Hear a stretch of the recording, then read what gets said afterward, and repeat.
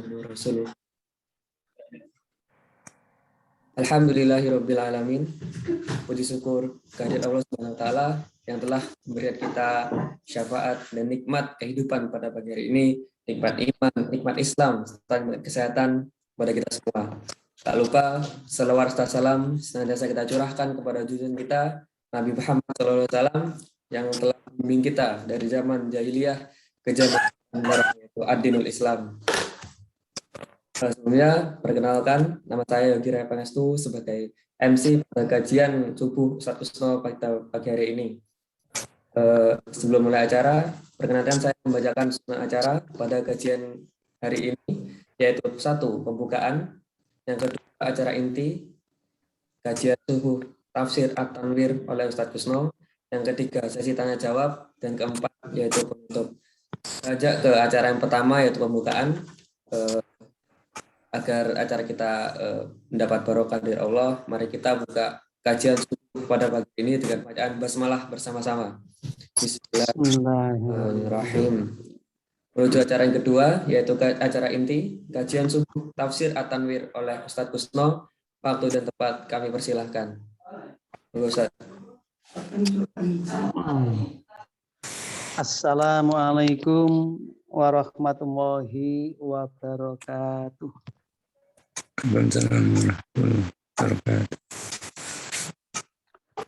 Bismillahirrahmanirrahim.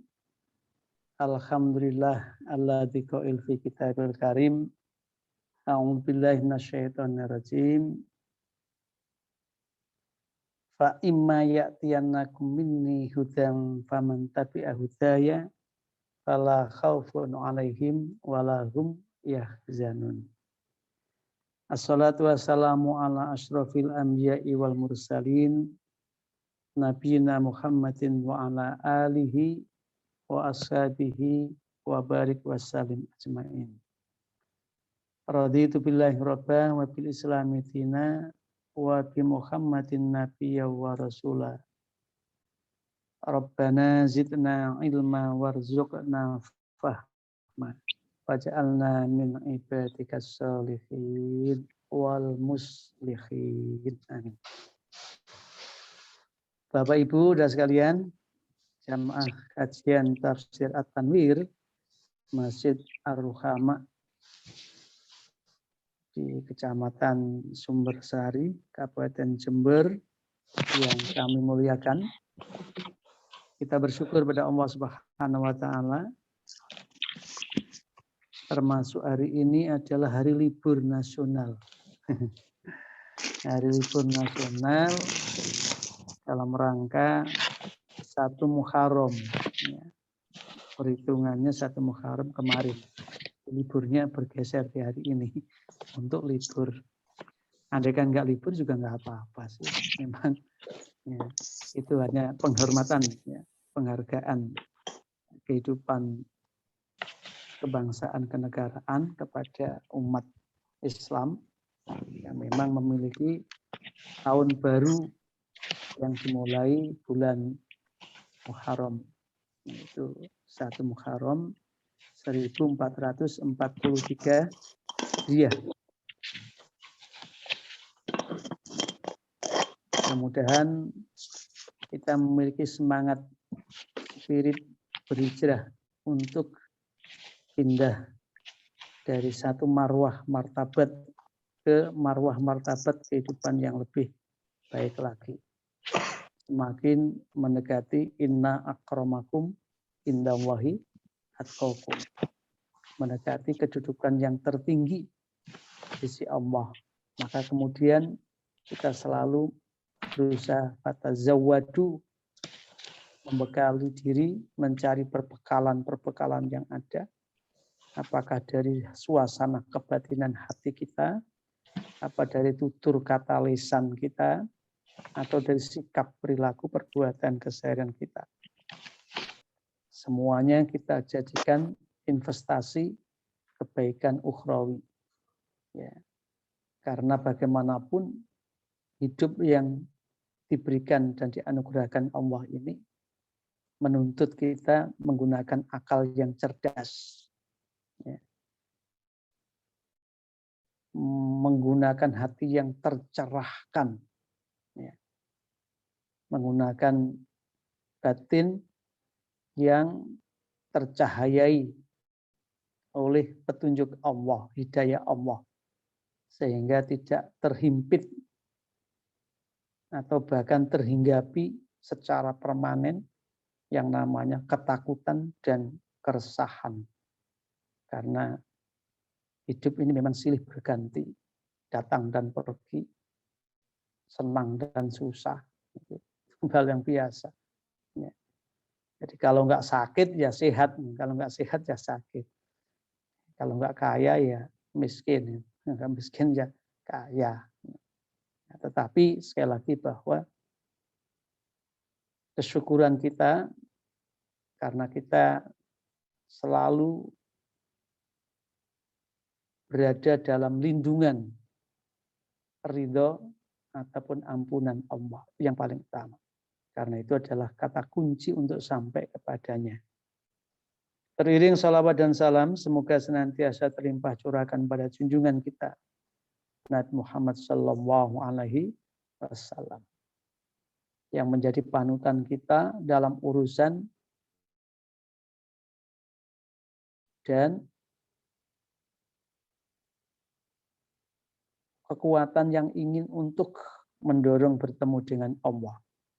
Ya.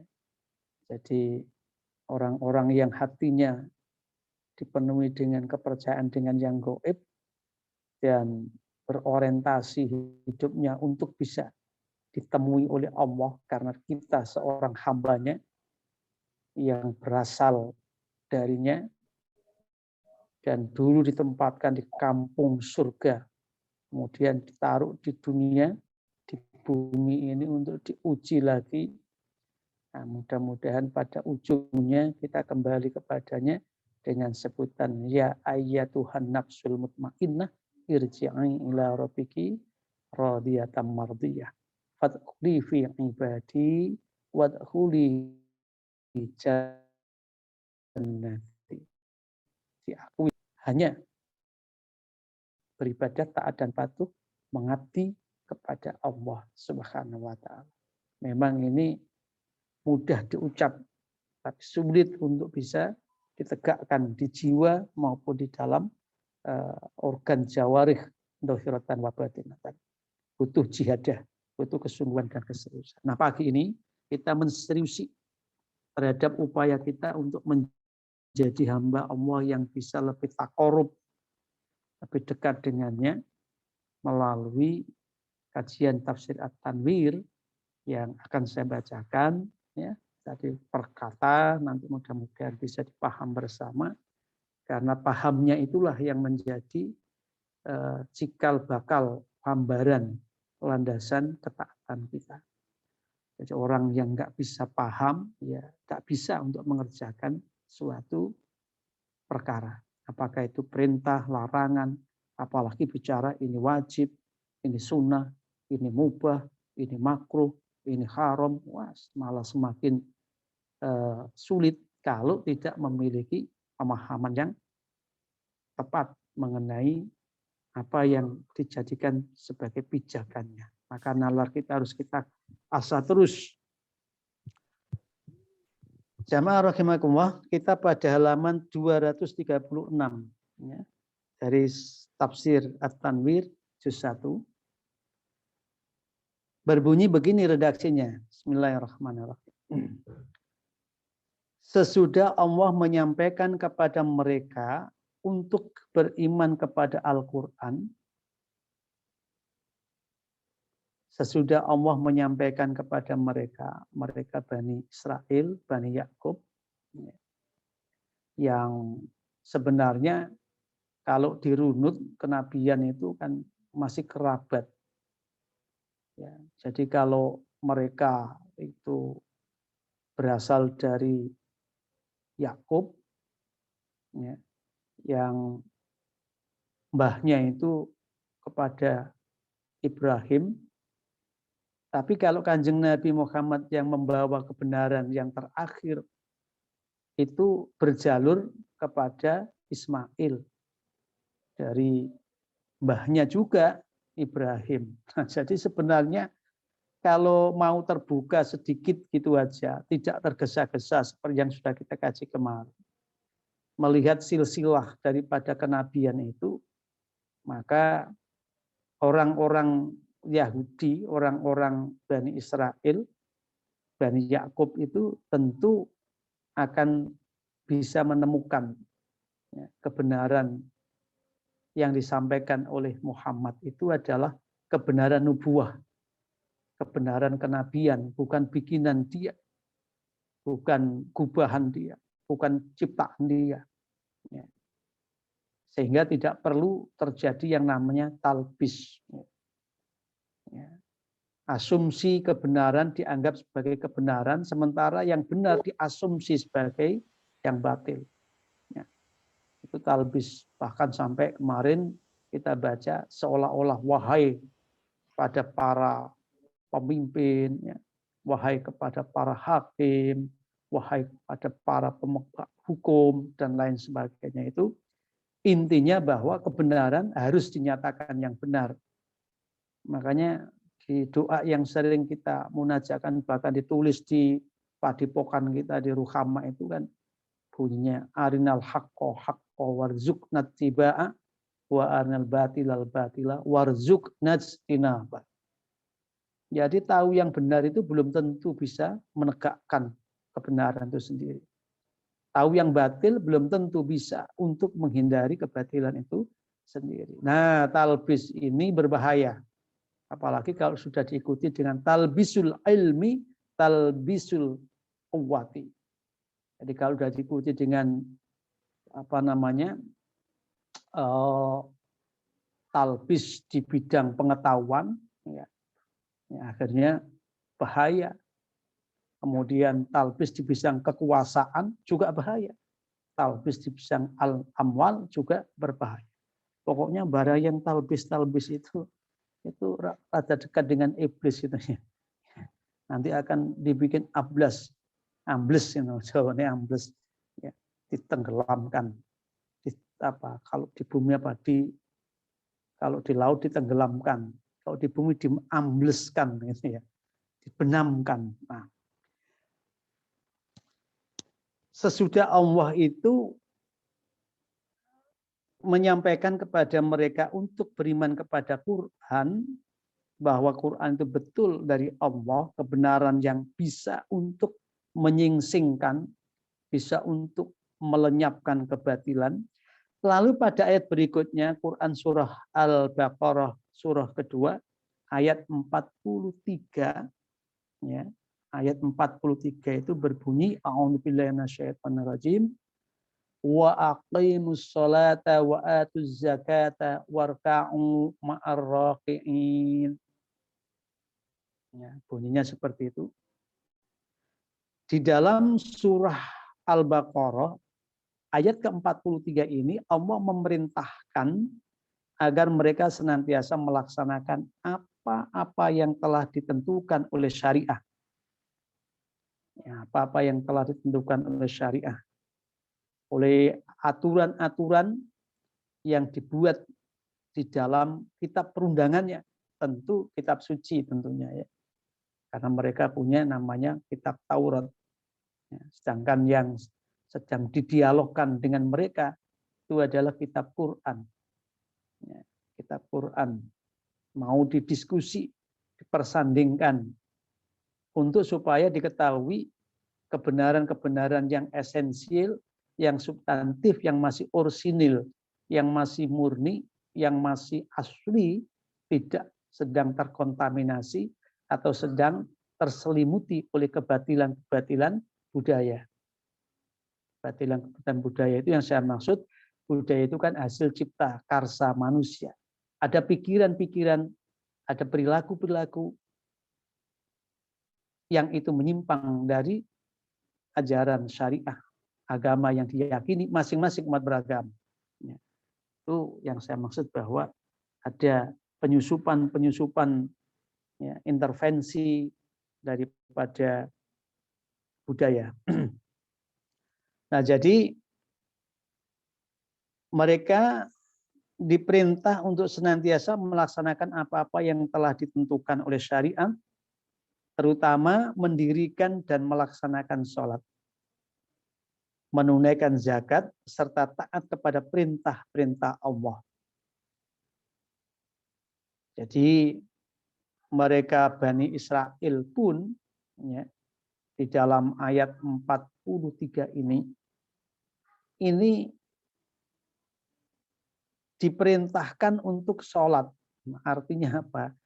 Diingatkan bahwa di dalam ajaran Taurat itu ada perintah untuk sholat. Yang boleh jadi sholatnya itu kaifiyahnya, jumlah rakaatnya atau waktu pelaksanaannya itu lebih berat daripada apa yang diperintahkan di dalam Islam, di dalam Quran nantinya. Ya. Jadi yang penting sholat dulu, tegakkan sholat, dirikan sholat. Setelah itu tunaikan zakat dan rukuklah bersama mereka yang rukuk, yang dimaknai di sini, serta taat kepada perintah-perintah Allah. Dimaksudkan dengan sholat ialah menghadap kepada Allah dengan hati yang khusyuk. Ya. Jadi sholat itu makna dasarnya ada doa.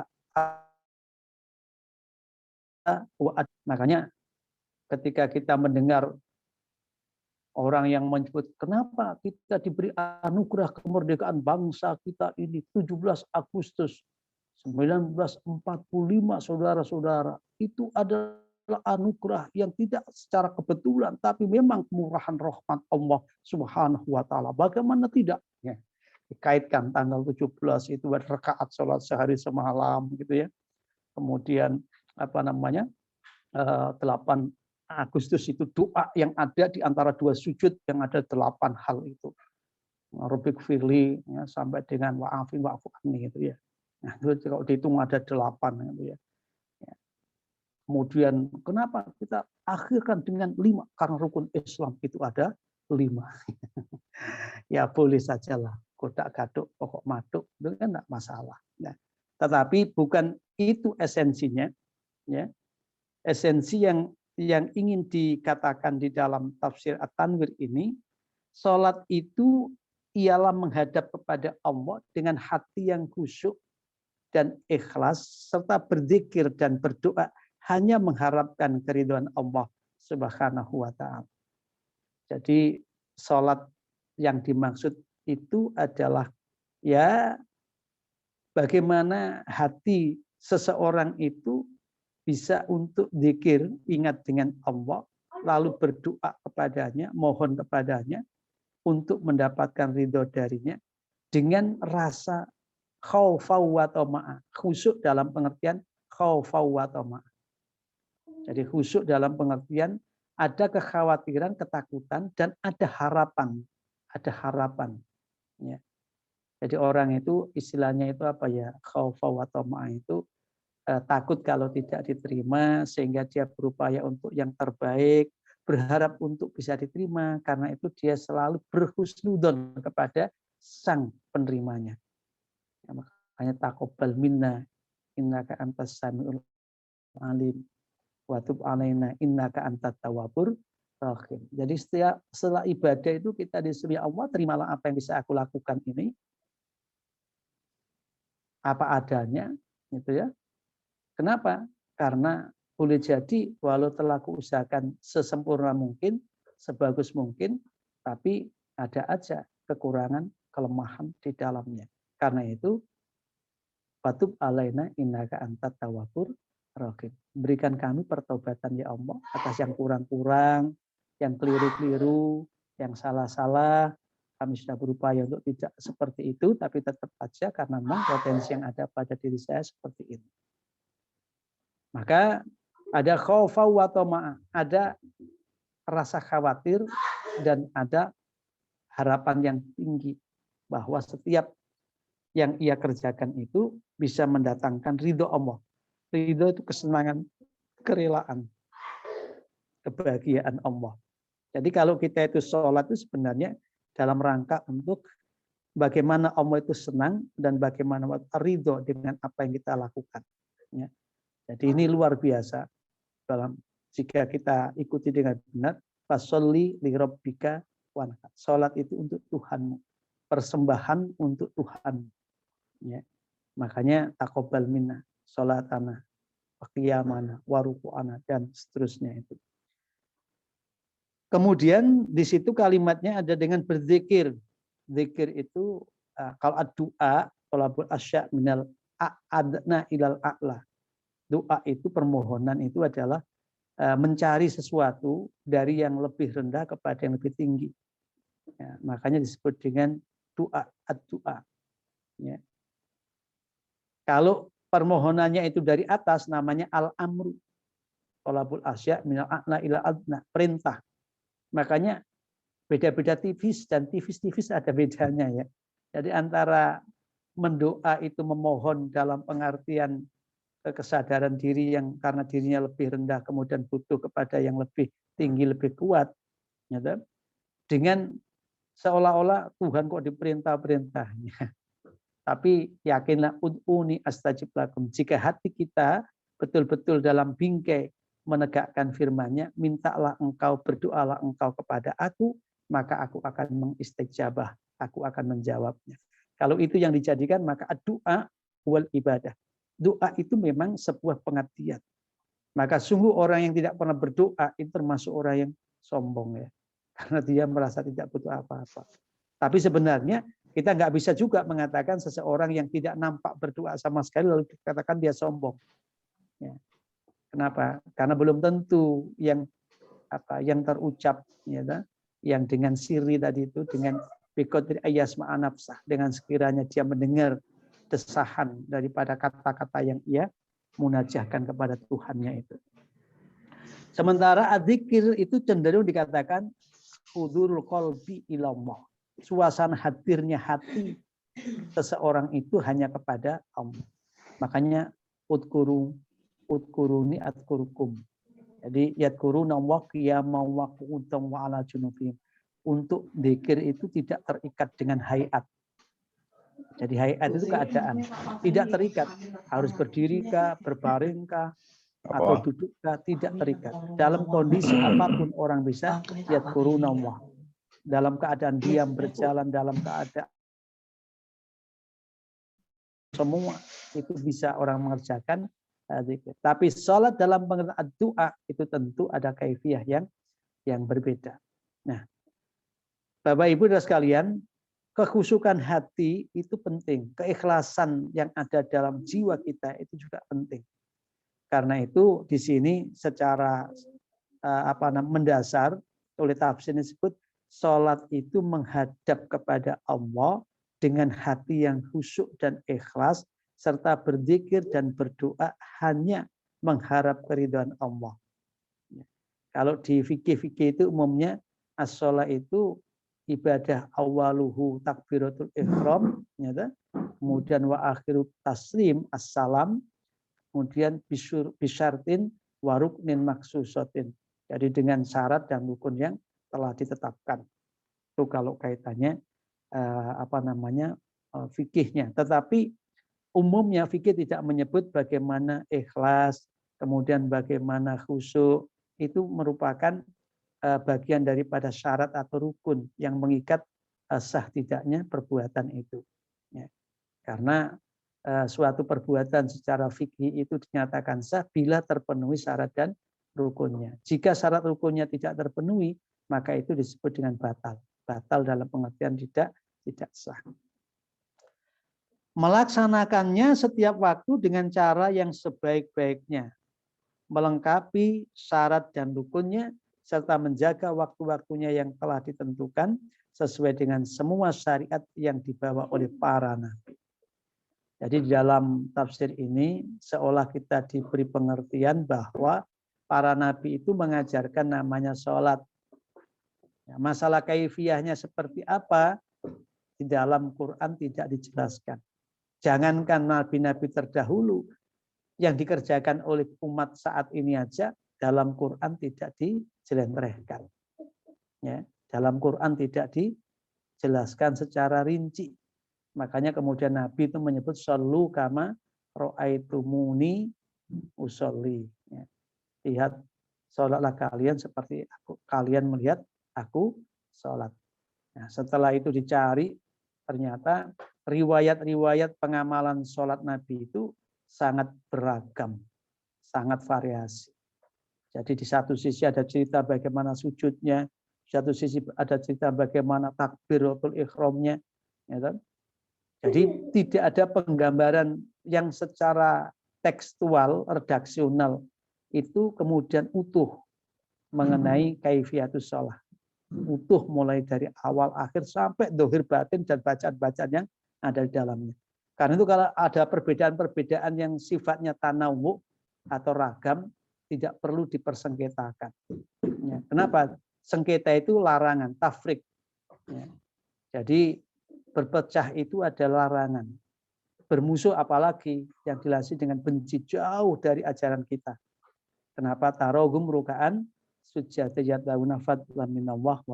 sesungguhnya rukuk dan sujud orang mukmin itu adalah dalam bingkai untuk mencari anugerah penghargaan dari Allah semata. Jadi sing ngergani salat awak dhewe itu duduk koncone, yang menilai perbuatan salat kita itu bukan kita, kawan kita, bukan, tapi semua itu adalah Allah itu sendiri. Yang penting masa jari koncone elek tapi nek trimo karo Gusti Allah itu kan padha karo bojone sampean iku diarani elek. Tonggone terima bojone sampean. Yang penting diterima karo bojone. Ya, jadi memang yang penting itu adalah ridho Allah tadi itu. Ya. Walaupun sekali lagi di dalam tafsir ini perbuatan tersebut melaksanakannya ada waktu yang ditentukan. Kita mau kuta, ya. Ada waktu yang ditentukan. Walaupun dalam fikih nanti ada pergeseran boleh terjadi jamak mengumpulkan dua waktu sholat itu dan seterusnya. Tetapi sepanjang diupayakan sudah yang terbaik atau yang sebaik-baiknya.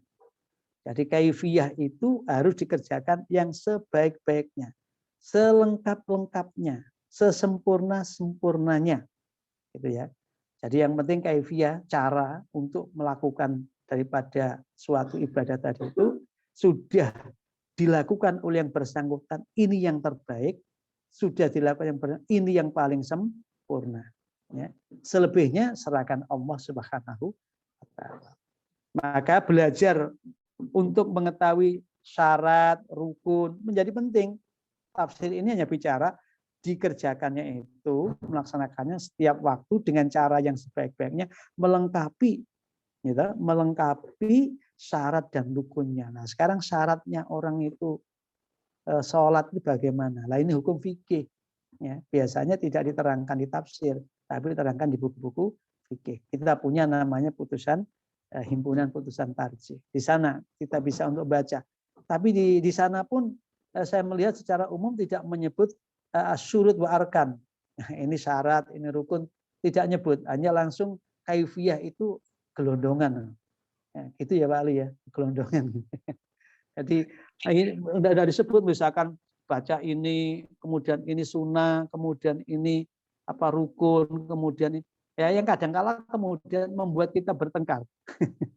Kalau diurai kadang-kala membuat kita bertengkar. Apalagi kemudian yang masih baru-baru mengenal tarjih itu lalu mentarjihi terhadap tarjih yang ada. Itu enggak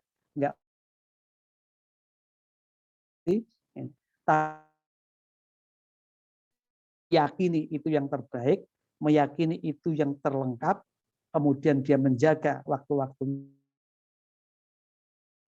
nusuki wa mahyaya wa mamati lillahi rabbil alamin. Selebihnya taqabbal minna. Selebihnya kita serahkan kepada Allah. Enggak usah kemudian kita perdebatkan di antara kita yang ujungnya hanya tafrik tadi itu.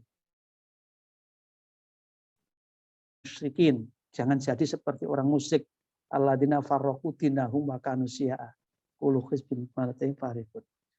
Ya, setiap mereka itu bertafrik tentang agamanya dan setiap golongan membangga-banggakan ya terhadap apa yang ada di hadapan.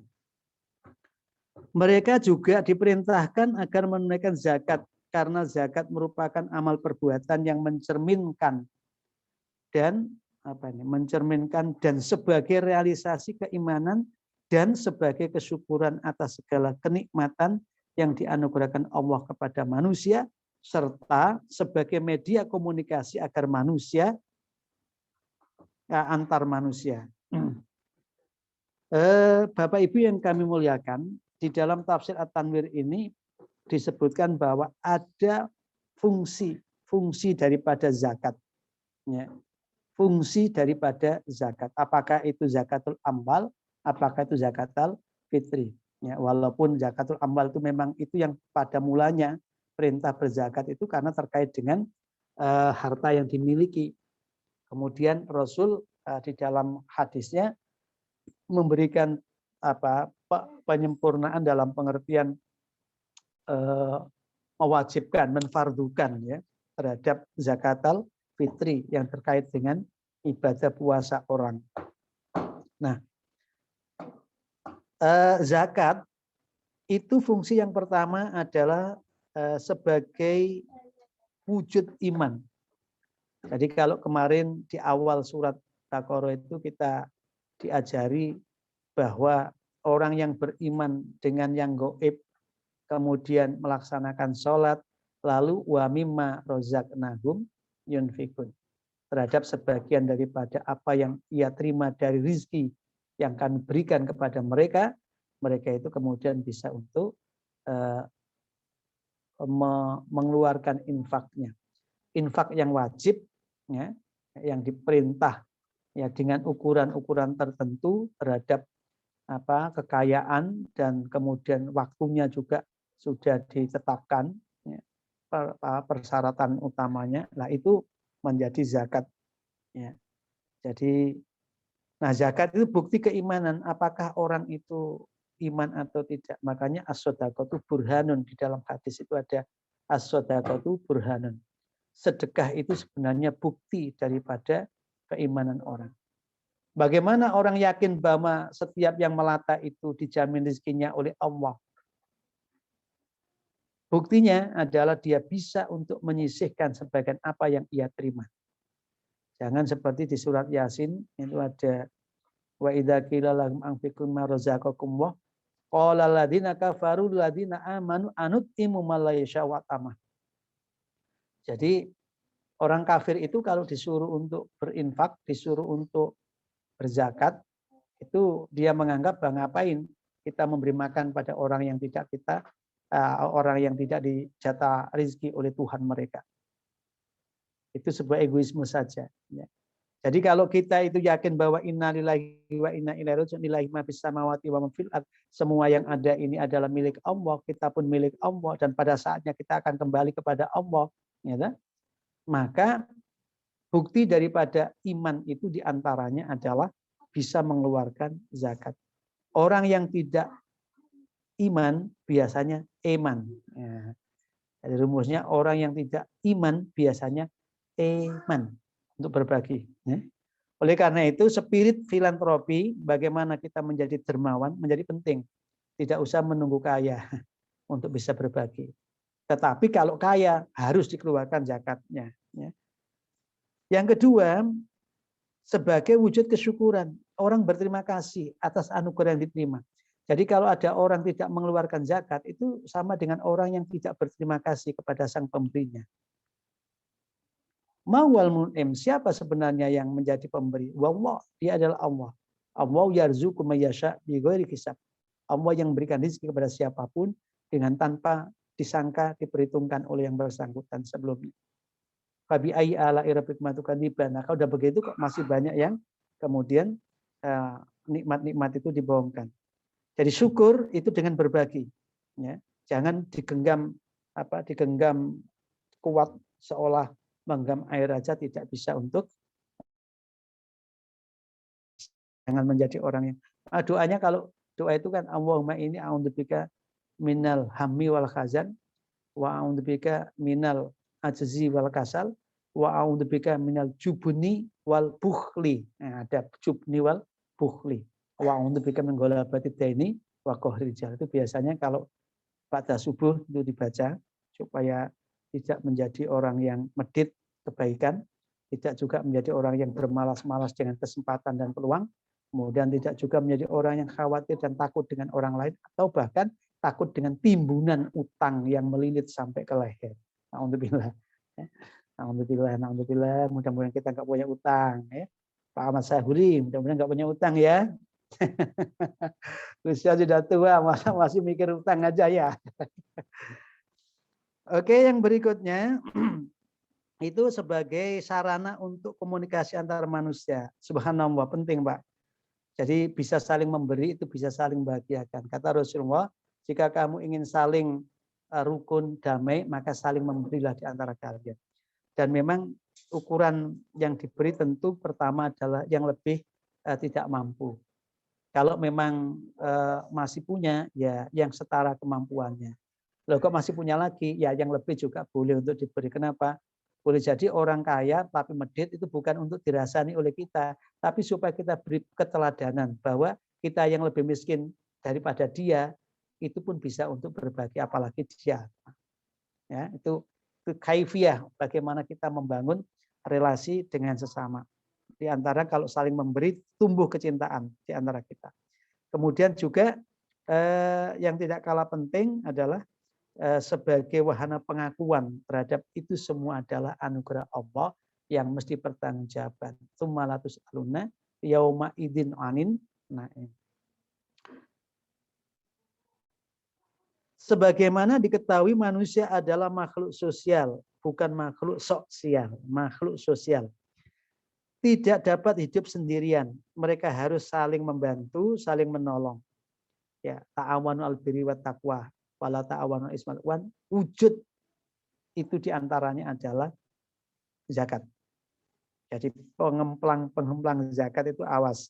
Itu orang yang menciptakan disharmoni, orang yang kehilangan esensi sebagai kehidupan bermasyarakat itu sunnatullahnya. Jadi seolah-olah tidak butuh kawan. Kala innal insana layatiqo arro'ahus tagna. Biasanya itu kalau orang sudah merasa dirinya tidak butuh orang lain, nah, perilakunya menjadi menyimpang. Seseorang tidak dapat mengembangkan harta hingga menjadi seorang yang kaya raya tanpa pertolongan dari orang lain. Karena itulah Allah Subhanahu wa taala mewajibkan menunaikan zakat sebagai rasa syukur kepada Allah dan menolong para fakir miskin yang telah ikut membantu pengembangan harta si kaya. Ya, umumnya direktur itu bukan pekerja sendirian, pasti melalui karyawan-karyawan di bawahnya. Maka kadangkala jarak gaji antara direktur dengan tukang sapunya itu kalau terlalu tinggi, itu juga bahaya. Kenapa? Terjadinya gap ekonomi itu mengakibatkan terjadinya gap sosial juga. Bahasa sederhananya kesenjangan ekonomi itu kalau dibiarkan menjadi kesenjangan sosial, dan kalau kesenjangan sosial itu sudah tumbuh, Masya Allah, orang bisa memperbudak orang lain, bahkan orang bisa melakukan pemberontakan dan perlawanan kepada orang lain. Hati-hati. Ya, jangan sampai ke arah itu. Makanya gerakan untuk bagaimana kita bisa mengeluarkan zakat menjadi penting. Adapun ungkapan warka'u ma'arroki'in yang berarti yang berarti agar mereka rukuk bersama orang-orang yang rukuk, dimaksudkan agar mereka masuk Islam dan melaksanakan sholat berjamaah seperti kaum muslimin.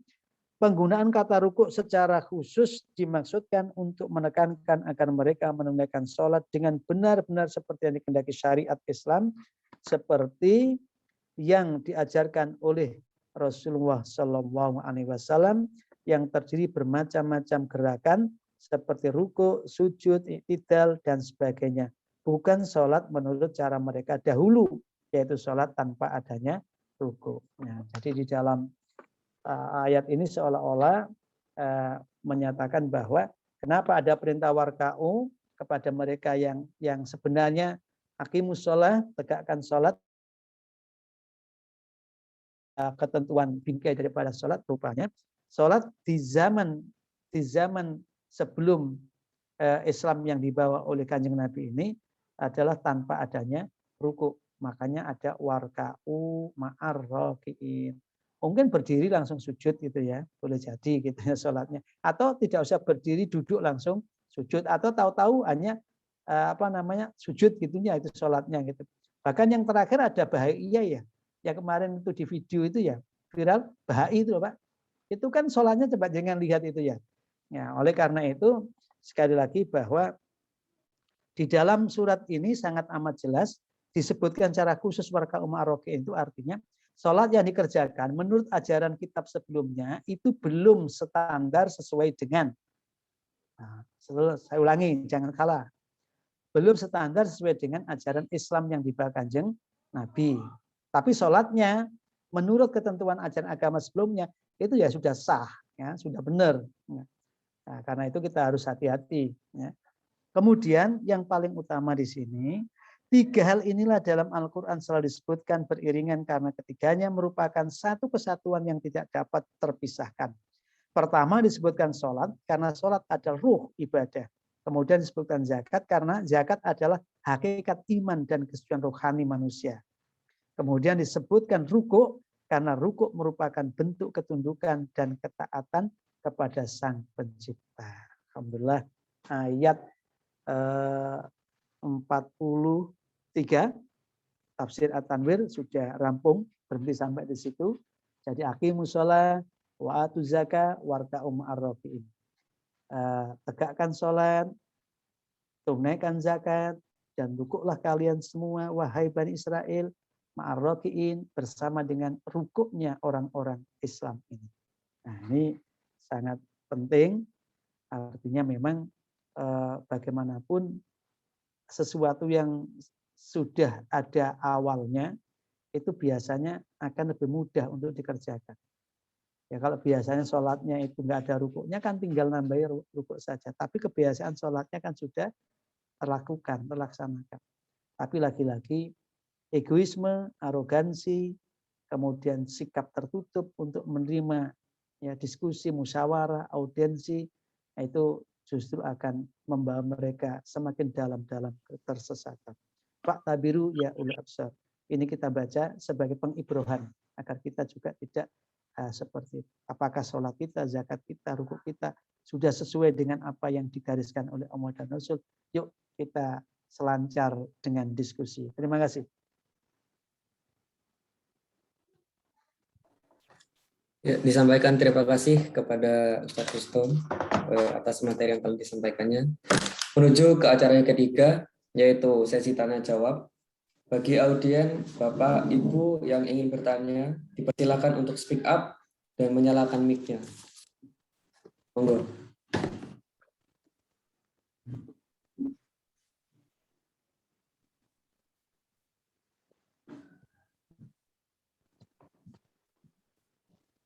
Monggo Bapak Ibu yang ingin untuk bertanya, bisa materi yang kita bahas, bisa yang lain, sepanjang saya bisa insya Allah saya jawab. Kalau enggak ya di pertemuan yang berikutnya.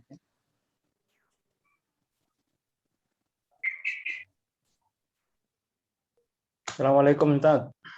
Waalaikumsalam. Berkaitan dengan sholat, itu kan ada hadis yang menjelaskan ada orang yang sholat sampai 60 tahun tidak diterima. Disebabkan karena rukuknya dia kadang sempurna, kemudian kadang-kadang sujudnya tidak sempurna. Itu bagaimana dengan kondisi yang sering kita melihat kadang-kadang pada waktu rukuk belum penuh sampai istilahnya katanya dalam hadis Nabi itu kan harus rata gitu loh. Ya rata punggungnya ataupun tumakninah. Kemudian juga kalau pas sujud kemudian anggota yang harus nempel seperti tangan itu kadang-kadang tidak rapat jari-jarinya itu. Bagaimana, apakah itu kira-kira sholatnya diterima atau tidak? Demikian. Assalamualaikum warahmatullahi wabarakatuh. Waalaikumsalam warahmatullahi wabarakatuh. Tadi saya katakan bahwa setiap amal yang kita kerjakan itu harus diakhiri dengan taqabbal minna innaka antas samiul alim wa tub alaina innaka antat tawwabur rahim. Itu tidak mesti diucap. Dalam pengertian kemudian menjadi doa yang dipatenkan, tidak ya. Jadi ketika kita beramal baik sebagai ibadah kita kepada Allah, itu kita mengatakan, ya Allah, terimalah. Inilah yang mampu hamba persembahkan untukmu. Ya, makanya tadi kalimatnya, dengan kaifiyah yang sebaik-baiknya, kemudian dengan persyaratan yang selengkap-lengkapnya. Jadi artinya apa? Sepanjang kita itu sudah meyakini bahwa ini persyaratannya memenuhi, rukunnya juga terpenuhi, maka kita harus yakin. Yakin perbuatan itu diterima oleh Allah Subhanahu wa Ta'ala. Makanya tadi saya sebut, ketika orang bicara khusyuk, itu sebenarnya bicara mengenai bainal khauf wa roja. Dalam bahasa Quran, khaufau wa tama'a. Jadi ketika orang itu memiliki rasa takut, rasa khawatir, ojo aku salah ya, makanya kemudian pada ibadah berikutnya itu diiksankan, diperbaiki. Cara memperbaikinya apa? Dicari dalam landasan ilmunya. Bagaimana kaifiyah yang semestinya?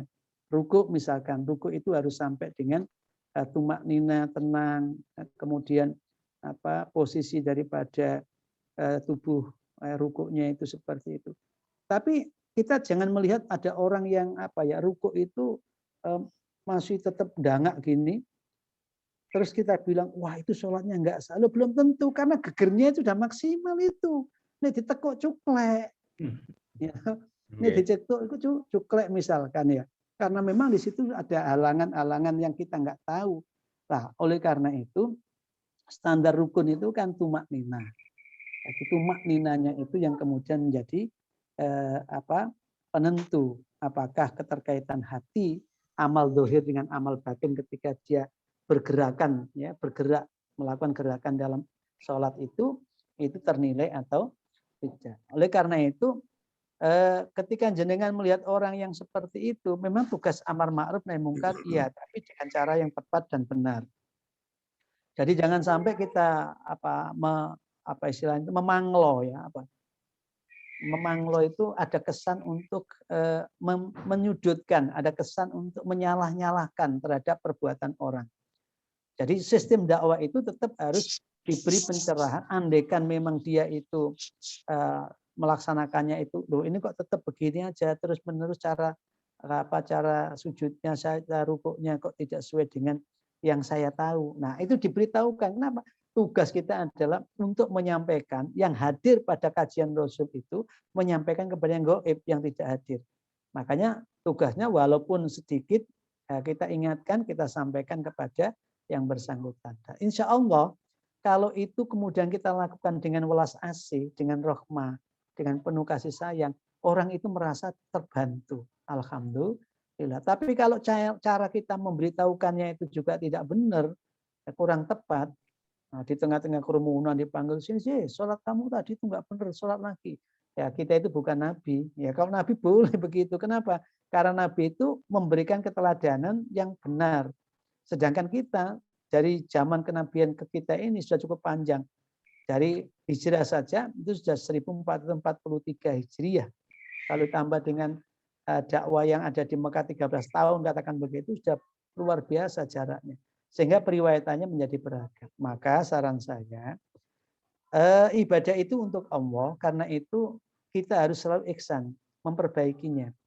Makanya kan doa kita itu kan diantara kita itu minta untuk diberi kemampuan wa husni ibadatika. Jadi ini ala dzikrika wa syukrika wa husni ibadatika. Ya Allah, aku mohon pertolongan dengan Engkau, karena Engkau yang tahu, yang bisa mendengar, bisa melihat. Nah, yang khawatir ini kan kita Allahu Akbar, lihat teman kita kiri kanan, cara rukuknya nggak benar, lalu kita sendiri artinya nggak benar gitu loh. Di saat sholat tadi itu. Karena kita menjadi juru penilai terhadap perbuatan saudara kita yang sedang melaksanakan. Tersibukkan oleh urusan itu tadi. Nah, maka ini ala dzikrika, ya Allah, aku minta tolong supaya Engkau bisa bikin hatiku selalu ingat dengan Engkau, kemudian jiwaku bisa bersyukur kepada Engkau, dan tentu bisa melakukan perbaikan amal soleh kita. Jadi yakinlah bahwa apa yang kita kerjakan dan yang dikerjakan oleh orang lain, walaupun belum standar sesuai dengan aturan yang ada, tapi itulah ilmu yang sudah sampai kepada kita dan mereka, taqabbal minna, diterima oleh Allah. Kalau bahasanya kiai-kiai sepuh itu begini, wis awakmu iku aja mikir diterima apa ditolake, tapi mikir wis nglakoni apa durung, tur carane nglakoni kuwi wis apik apa durung. Nah, wis apik. Tadi bahasa tafsir kita juga sama ternyata ya. Jadi yang lengkap, yang sebaik-baiknya. Nah, nek wis iku menurut lengkap dan sebaik-baik, ya sudah. Berikutnya taqabbal minna. Insya Allah segala kelemahan kekurangan yang ada itu akan dimakfu oleh Allah sepanjang orang itu tidak tadi itu bater, tidak sombong ya, tidak congkak terhadap yang benar. Nah, ketika tahu ada hadisnya begini, diingatin gini kok kemudian dia menolak, lah itu lain lagi. Lain lagi. Itu urusan yang bersangkutan dengan Allah. La tamsi fil ardi maroha. Ya, kita tidak perlu kemudian terlalu mengintervensi. Mendakwah oke. Mengajak yes, tetapi menstigma jangan. Terima kasih Pak Sayu. Monggo Mas. Halo ini Ustaz, ada pertanyaan dari Dari Bu siapa ini? Dari Bu Inafeti. Assalamualaikum warahmatullahi wabarakatuh. Mau nanya, Waalaikumsalam warahmatullahi wabarakatuh. kalau kita beberapa hari ke daerah tertentu di luar kota, tempat kita tinggal boleh kan sholat 5 waktu kita dijamak selama kita tinggal di sana? Itu yang pertama Ustaz. Terus yang kedua, salahkah seorang istri mengingatkan suami tentang kewajibannya untuk memberi nafkah untuk keluarga, tapi ketika diingatkan sering tidak terima? Seorang istri menyikapi hal ini Ustaz. Ya. Jadi yang pertama, kalau kita mendasarkan pada fikih bahwa orang dalam bepergian itu diperkenankan untuk melakukan jamak dan bahkan qashar. Ya, jamak dan qashar. Boleh menjamak, boleh mengqashar. Jamak itu menghimpun 2 waktu jadi 1, qashar itu meringkas dari 4 menjadi 2.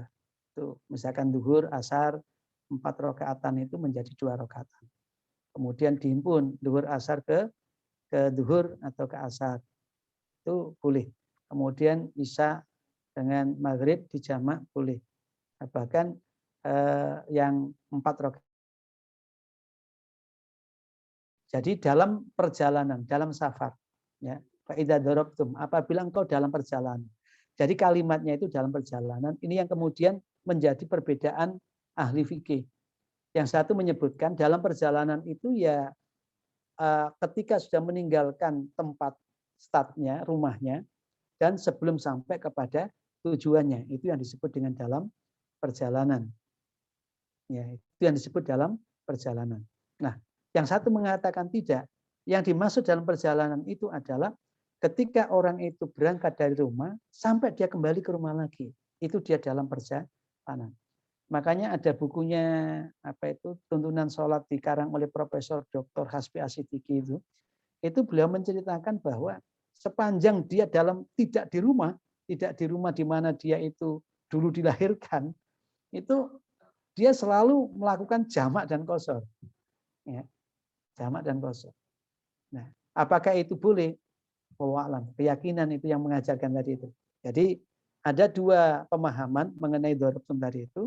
Ketika orang dalam safar, apakah dalam safar itu pengertiannya berangkat dari rumah sampai ke tujuan, sehingga ketika nyampe di tujuan sudah tidak bisa untuk melakukan jamak qashar. Jadi misalkan jenengan ke sini ke Surabaya, begitu di perjalanan keluar dari rumah sampai mulai dari katakanlah keluar Mangli sampai dengan Sidoarjo sana itu jenengan ada hak untuk jamak qashar. Tapi begitu saya masuk di tujuan di hotel yang ada, akan jenengan tidak punya hak untuk jamak qashar. Ini pendapat yang pertama. Ya. Pendapat yang kedua mengatakan sampai dia kembali lagi itu boleh, tidak ada masalah. Ya. Jadi walaupun sampai itu berhari-hari ya di rumah saudaranya di Bogor katakan begitu, sampai 1 pekan misalkan di sana, bahkan sampai 1 bulan di sana, atau bahkan sepanjang sampai tidak ada niat untuk istiton di tempat itu untuk memukim di sana, berarti sampai masih dalam kondisi safar. Ya, itu hanya tujuan transit. Kenapa? Kembali ke rumah jenengan adalah 1 bulan berikutnya. Ketika di rumah itu jenengan istiqomah. Itu pendapat yang kedua. Pendapat yang ketiga itu memberi batasan ketika bertamu tadi itu 3 hari, maka jawabannya ketika berada di tempat itu hanya dibatasi sampai dengan 3 hari saja. Dibatasi sampai dengan 3 hari saja ketika dia berada di tempat tujuan itu. Tapi menurut kita yang diikuti oleh paham kita itu, ya, itu umumnya tidak menyoal mengenai orang itu sudah di tujuan atau tidak sampai di tujuan. Sepanjang dia masih meyakini itu safar, maka perbuatan itu ikut kepada apa yang ada dalam keyakinannya. Ya, sepanjang dia itu yakin bahwa safar, makanya kalau di ini biasanya Pak Ali ya, kalau di kajian Ramadan Pak Ali ya, itu kan ada yang walaupun 5 hari di sana itu jamak qashar ada gitu ya. Ada juga yang tidak mau jamak qashar, jamak tidak diqashar. Ada yang gitu. Ada yang enggak mau wes aku yang normal saja wong itu ruksa. Nah, dia ngambil azimahnya aja lah. Aku udah nggak kesulitan kok. Karena kan dasar hukum yang dipakai oleh fuqaha itu masyaqqah dan masafah. Jadi yang membolehkan antara orang itu qashar jamak atau jamak qashar dalam ibadah sholat itu adalah adanya jarak dan adanya masyaqqah. Tetapi menurut yang lebih masyhur, lebih kuat adalah masyaqqahnya, kesulitannya. Kenapa? Karena Allah tidak menghendaki Anda mengalami kesulitan. Pada perintah Allah, silahkan kamu selalu berjalan-jalan di muka bumi ini. Nah itu loh ya. Jadi perintahnya kan siru fil ardi, silahkanlah kamu berjalan-jalan di muka bumi ini. Bahkan menurut para alim itu, ustadz yang tidak pernah jalan-jalan, itu biasanya kuper gitu. Jadi harus berjalan-jalan, tahu situasi di mana saja, melihat asar, melihat pengaruh-pengaruh daripada peninggalan-peninggalan masa lalu itu. Supaya apa? Integritas pemahamannya itu, keutuhan daripada pemikirannya itu menjadi lebih bagus. Nah, jadi insya Allah, Bu siapa? Kalau jenengan misalkan di sampai tempat tujuan masih jamak qashar, tidak ada masalah. Jenengan nggak jamak qashar juga tidak ada masalah. Yang bermasalah ketika jenengan tidak sholat. Tapi ketika jenengan nggak sholat tapi ada udzur syar'i, itu pun tidak masalah. Jadi misalkan saya itu sering kalau keluar kota bersama istri saya dulu itu, kok umumnya begitu berangkat di tengah jalan tuh istri saya diberi anugerah. Anugerahnya apa? Itu diskon untuk tidak sholat. Sehingga kadang kena gitu ya. Ya, ini kebetulan maaf Pak Pak Nur ya. Ini Gus Nur 15 ya. Jadi ini karena perempuan, yang nanya perempuan, saya tambahkan itu ya. Oke, matur nuwun. Ini pertanyaan yang kedua belum dijawab, Ustaz. Istri mengingatkan suami. Oh iya, jadi watawasau bil haq, watawasau bis sabr itu mutlak ya. Di situ tidak diikat suami mengingatkan istri, istri mengingatkan suami, anak mengingatkan orang tua mengingatkan anak, itu gampangannya fardu lah ya. Untuk tawassul bil haq itu. Fardu itu artinya ketentuan yang mestinya kita tunaikan secara secara natural, secara alami ya. Nah, yang susah itu sebenarnya kaifiyah, cara, metode untuk mengingatkan. Apalagi mengingatkan kewajibannya untuk memberikan nafkah ya. Cuman begini, kalau terkait dengan nafkah itu Rasul itu memberitahukan begini. Jadi berikan makan istrimu seperti apa yang kamu makan. Berikan pakaian istrimu seperti apa yang kamu pakai. Jadi sebenarnya ini sangat sederhana. Jadi ketika makan nafkah itu ukurannya adalah apa yang dimakan oleh si suami. Melarat, alias takif, maka hendaklah dia bisa menjaga diri. Ya. Nah, jangan kemudian larut dalam gali lubang tutup lubang. Ingin menunjukkan bahwa dia itu berpenghasilan tinggi, tapi itu hasil utang di kantornya. Dan istri nggak tahu kalau itu hasil utang misalkan. Sudahlah, apa adanya. Jadi kita nggak perlu menutup-nutupi karena hidup bersama itu hakikatnya wasawirhum. Jadi caranya ada dengan cara diskusi, bermusyawarah. Jadi jangan punya kesan bahwa istri ketika mengingatkan suami lalu menimbulkan kesan bahwa suaminya itu cerai. Nah, ini yang susah. Suaminya itu kemudian terposisikan sebagai yang medit. Apalagi kemudian disebut-sebut meditnya. Oh, itu ya. Kadang-kala begini, pendapatan yang diperoleh oleh seorang suami itu kadang-kala untuk kegiatan yang memang istri atau anak tidak mengetahui. Apakah boleh? Boleh. Dalam dakwah itu kadang-kala butuh yang namanya biaya. Dalam perjalanan seorang laki-laki juga butuh namanya biaya. Tapi yang paling baik seperti yang Rasul katakan, yang terbaik di antara kalian yang paling baik dalam perlakukan keluarga kalian. Yang penting sudah diwasawir, dimusyawarahkan aja, didiskusi aja. Ya, ini perlu dicatat, dicatat. Tapi jangan sampai juga mengesankan istri kemudian di stigma oleh suami sebagai istri yang matre. Nah, itu nggak enak juga kan? Jadi suami dicap suami pelit, itu juga nggak enak. Istri dicap suami yang matre juga nggak enak.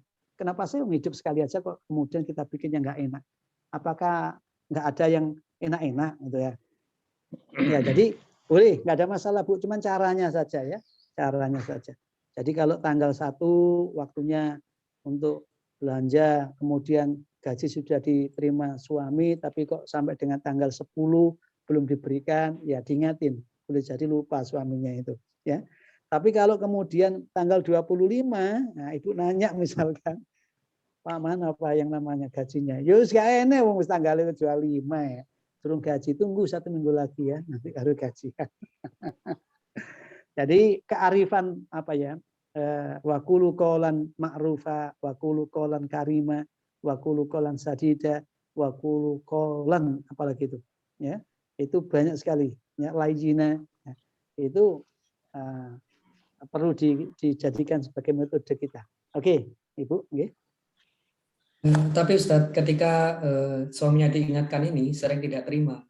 Dan Iya. Dina ini Yang lebih tahu, cara istri menyikapi. Yang lebih tahu itu kan istri ya. Ya caranya gampang aja. Disodakoi dulu lah. Pak, ayo sedako, tak sodake sih Pak. Mari ngoten ngomongan. Kadang-kadang nggak tepat posisinya itu. Sehingga apa? Sehingga saya aja sering nggak diberi nasihat sama istri saya. Ya. Diberi masukan sama istri. Nggak ada masalah. Jadi kadang-kala, loh aku kok nyeramai jenengan Mas. Nah, enggak apa-apa. Sesekali memang seorang istri itu kasih ceramah. Jangankan saya. Wong Umar aja diceramai sama istrinya kan gitu. Ya sudah, kenapa? Tidak ada yang sempurna dalam apalagi terkait dengan kepentingan bersama. Ya. Kepentingan bersama itu gampang-gampang.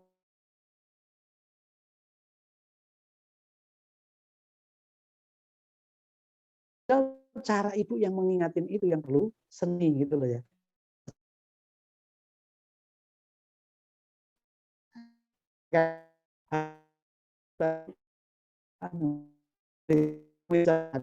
Ibu itu kan paling pintar untuk bercerita ya dalam ungkapan rasa itu. Insya Allah kalau pernikahannya itu bisa tertata, insya Allah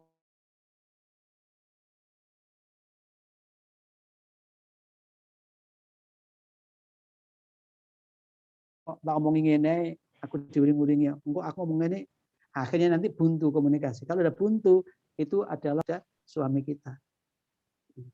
Oke? Lalu ini Ustaz, ada pertanyaan lagi yang masuk dari Pak Hadijat Miko. Assalamualaikum. Waalaikumsalam warahmatullahi wabarakatuh. Apakah infak itu lebih baik diberikan kepada orang terdekat kita dulu, keluarga, yaitu keluarga, yang butuhkan sebelum diberikan kepada yang lainnya? Ya, jadi memang wa atul mala ala hubbihi dawil kurba wal yatama wal masakin. Jadi salah satu bentuk kebaktian selain daripada iman dengan Allah, iman dengan hari akhir sampai dengan iman kitab Rasul dan seterusnya itu, salah satu bentuk kebajikan, kebaktian, kebaikan itu adalah atal mala ala hubbihi dawil kurba.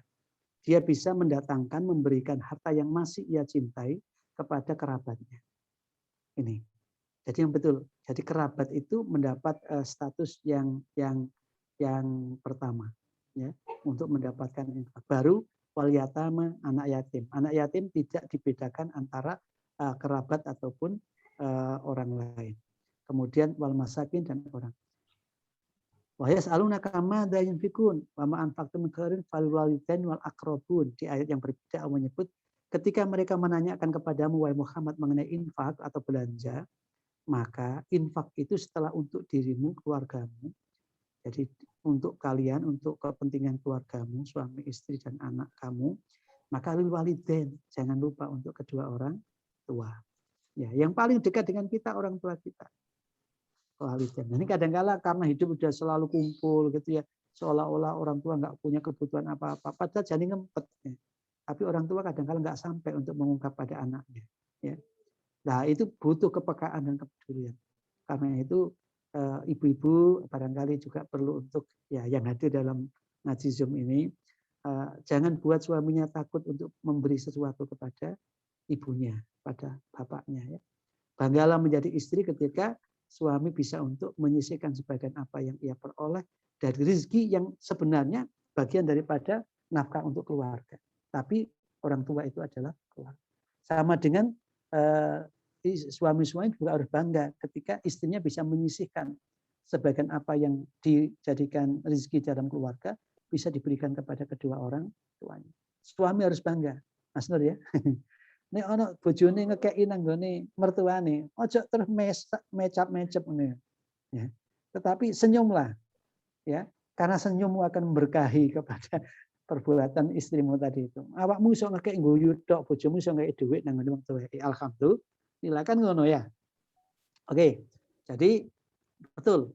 Baru wal akrobin dan kerabat dekat. Wal yatama, kemudian anak-anak yatim, kemudian wal masakin dan orang-orang miskin. Sehingga Nabi menyebut infak kepada kerabat itu nilainya 2.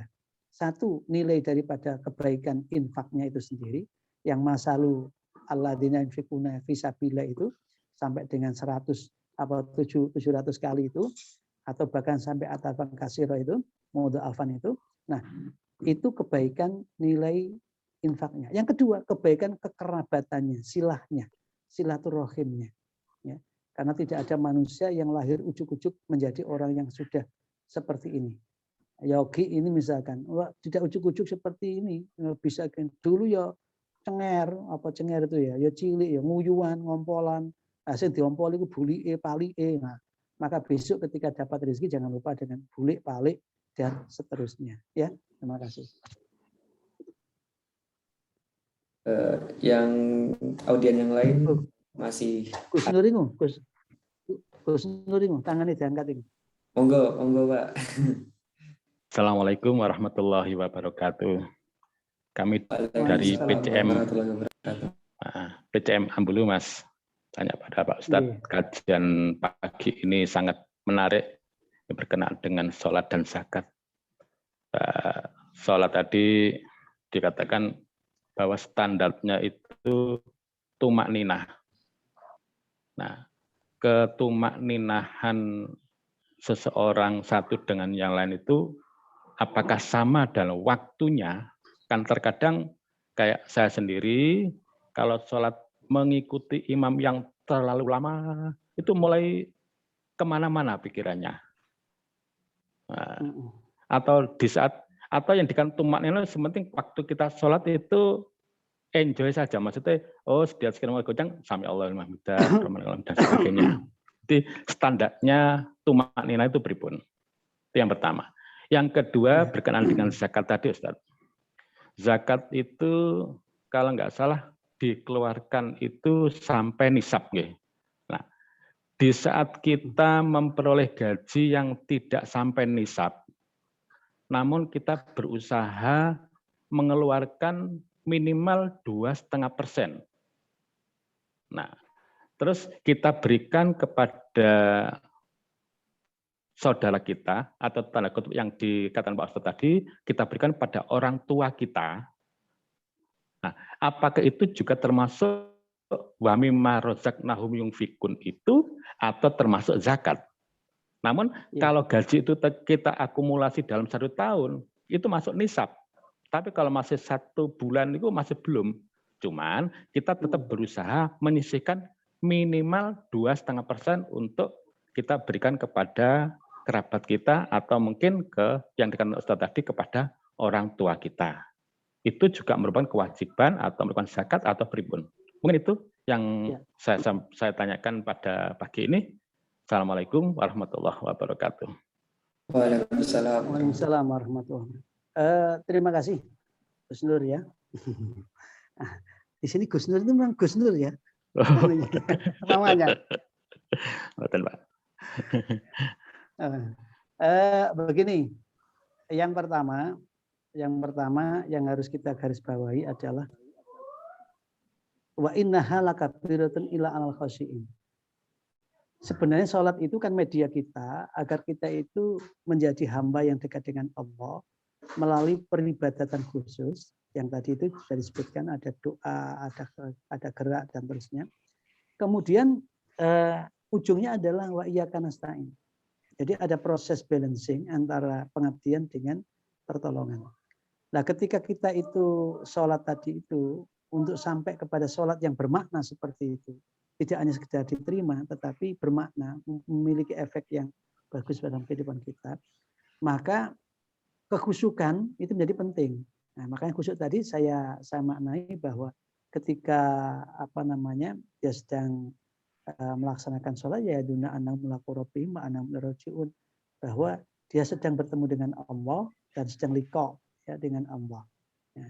Kemudian secara fikih muncul namanya tumak nina. Tumak nina sebagai rukun daripada sholat. Ketika tumak nina tidak ada, maka sholat itu dianggap batal, tidak sah. Nah, maka bagaimana standar tumak nina itu? Ya tumak nina itu sebenarnya standarnya adalah ketenangan yang terukur, ya menurut orang satu dengan yang lain memang berbeda. Ya, ketenangan yang terukur itu. Tapi sekurang-kurangnya ketika jenengan itu ruku, orang lain bisa membedakan jenengan sedang ruku. Jangan-jangan ketika jenengan ruku, rantanya ruku dengan gini misalkan ya. Ruku itu tek gini terus gini, tidak kan gitu. Nah, ini wong disebut ruku kok misalkan Allahu Akbar, sami Allahu Akbar, sami Allahu hamdalah. Ini orang kan melihatnya, loh, ruku apa mungkin ini jentit misalkan. Nah, itu tentu dari sisi amiyahnya ya, dari sisi umum. Tapi yang jelas tidak perlu untuk dipersoal apakah posisi lama atau berapa waktunya, ya. Yang jelas sebenarnya bacaan singkat yang ada di dalam sholat itu kalau dibaca dengan tepat saja itu sudah mencerminkan adanya tumak nina. Misalkan rukuk tadi itu apa bacaannya? Yogi. Subhanakallahumma wa bihamdika Allahumma firli. Yogi. Iya, Ustaz. Subhanakallahumma rabbana wa bihamdika Allahumma firli. Maca iku tok pisan wae, iku wis tumak nina. Iku wis tumak nina. Jadi membaca, kenapa ada bacaan-bacaan itu? Itu untuk membantu supaya enggak kesusu. Jangan bayangkan kalau kemudian dianggap sunnah, lalu wis gak apa-apa, gak ngakoni sunnah itu gak apa-apa, gak usah diwoco ya. Berarti kok sholatnya lak apik, cepet kan? Kayak yang di mana Blitar itu ya. Nah, iya, jadi betul. Memang tidak harus sama satu dengan yang lain. Nah, bagaimana ketika jenengan berimam dengan imam yang suka bacaan panjang, sedangkan jenengan suka bacaan yang pendek? Itu sudah pernah terjadi zaman Mu'adz bin Jabal kan. Nah, oleh karena itu tidak usah menstigma yang panjang dan juga tidak usah menstigma yang pendek. Ya, karena suasana batin satu dengan yang lain itu berbeda dan kepentingan orang saat sholat juga berbeda. Maka imam yang baik tahu kondisi makmumnya. Makmum yang baik tahu kondisi imamnya. Oh, iki imam sing biasa bacaane dawa berarti aku harus siap, ngono lho. Iki pendek iki bacaane aku ya siap, ngono lho. Jangan sampai kamu berimam dengan orang yang kamu tidak sukai. Ya. Kenapa? Karena akan berdampak kepada perbuatanmu sendiri. Perilakumu sendiri dalam ibadah itu akan terpengaruh. Suasana bencimu kepada imam itu berpengaruh kepada kualitas amalmu sendiri. Oke. Kemudian masalah memberikan zakat tadi, apakah bisa diansur?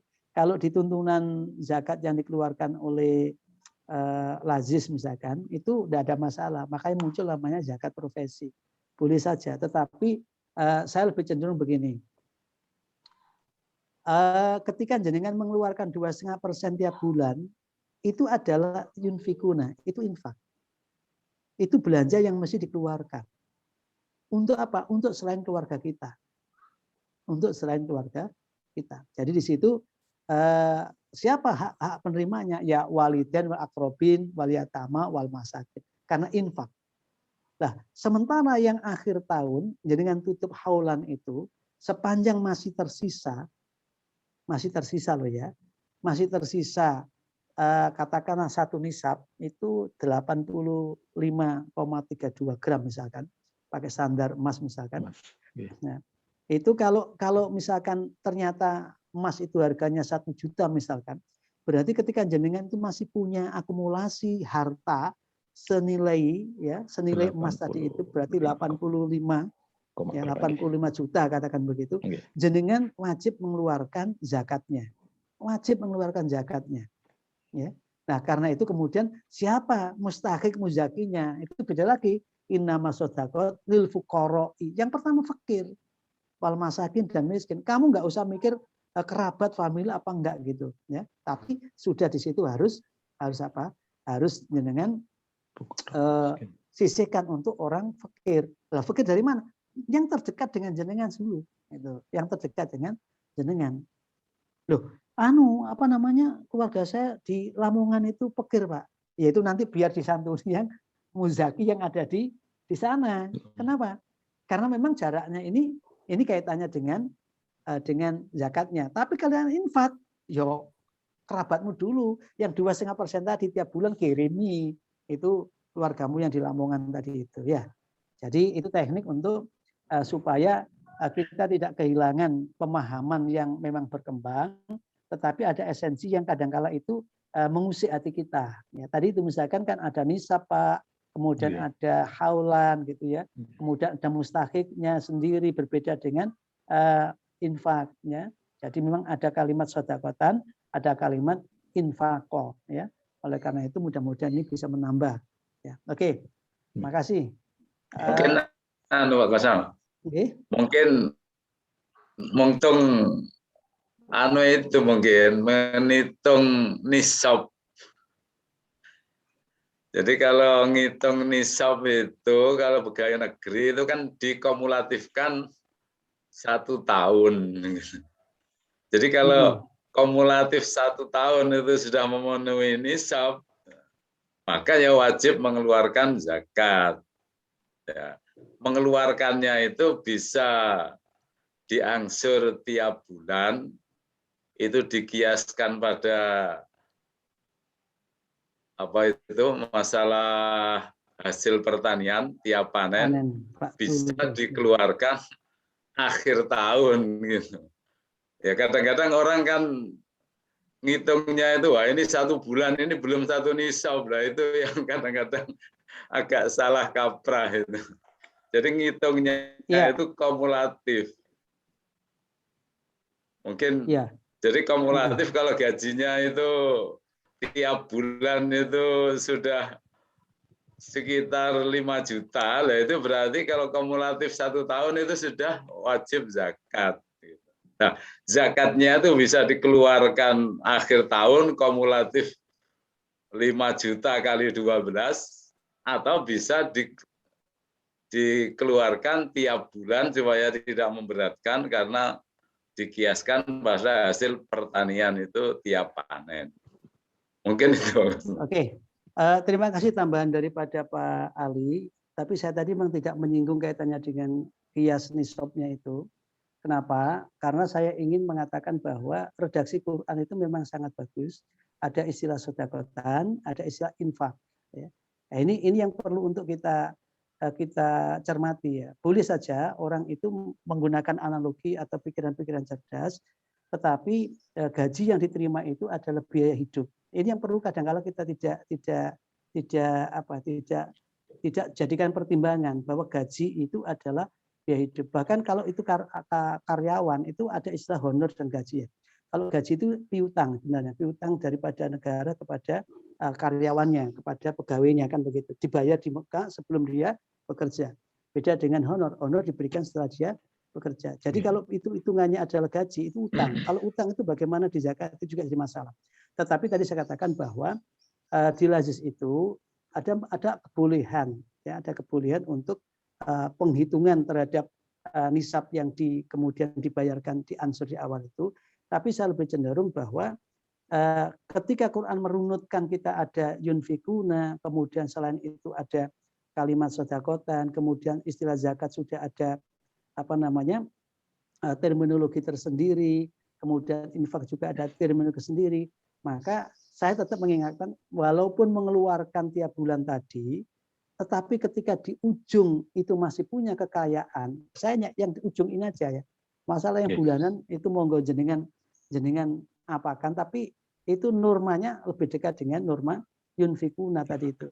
Sehingga urut-urutannya kapan kamu memberi kepada kerabat famili kamu. Kalau memang itu kaitannya dengan pendapatan yang sifatnya tetap dan rutin. Nah, tambahan wawasan dari Pak Ali tadi kaitan penghitungan nisab, monggo itu juga di dalam tuntunan lazisme juga ada, dan di dalam beberapa kebijakan dari pimpinan kita juga tercantum di sana ya. Oke. Berarti nanti kalau kita sudah setiap bulannya itu istilahnya di infak kalau Ustaz ya, terus di akhir tahun hitungan kita kalau belum nyampe nisab itu berarti kita tidak wajib zakat lagi nggih? Iya. Tidak. Jadi saya hanya ingin menjaga yang akhir tadi itu. Betul, yang akhir kok sampai merasa sudah aku udah zakat tiap bulan keluarin, tahu-tahu masih banyak. Lah padahal adalah pada saat jenengan kaulan. Ya. Walaupun sekali lagi sebenarnya tadi itu zakat itu kan bukti iman. Semakin gampang untuk mengeluarkan harta berarti semakin kuat imannya. Ya. Dulu kok ngetok sampai gak orang menyebut ini gak tahu zakat, gimana mau zakat enggak ono kabeh isan. Sak durunge jatuh tempo wis diserahno kabeh nang Gusti Allah misalkan ya. Aku gak iso zakat deh, apa urung tahu sak nisab, ndek dhuwit 85 juta urung tahu bolak-balik mau 50. Misalkan. Seni lah itu seni ya. Nggih monggo. Nggih, Ben. Matur nuwun Ustaz. Wis Mas Zaki. Bapak Ibu sedaya ngapunten nggih, mungkin ini adalah akhir dari waktu pertemuan kita pada kajian subuh pada pagi hari ini, karena waktu sudah matahari juga sudah terbit, sudah duha. Ya, jadi demikian kajian subuh pada pagi hari ini dengan tafsir At-Tanwir yang salah satu esensinya yaitu sholat Allah dengan berzikir dan berdoa, berharap keridhaan Allah serta senantiasa berhuzon kepadanya dengan syarat dan rukunnya, dan serta tentunya dengan hati yang ikhlas. Semoga majelis ilmu pada pagi hari ini dapat menjadi tuntunan dan berkah bagi kita semua serta menjadi motivasi untuk lebih giat lagi dalam beribadah kepada Allah SWT. Baik, dari saya kurang lebihnya mohon maaf. Kalau ada salah kata mohon kita masih dapat bertemu di kajian selanjutnya. Amin. Mari kita tutup dengan bacaan Alhamdulillah. Alhamdulillahirabbil alamin. Sekian, nun wal qalami wa mayasturun billahi fisabilil haq fastabiqul khairat. Wassalamualaikum warahmatullahi wabarakatuh. Waalaikumsalam warahmatullahi wabarakatuh.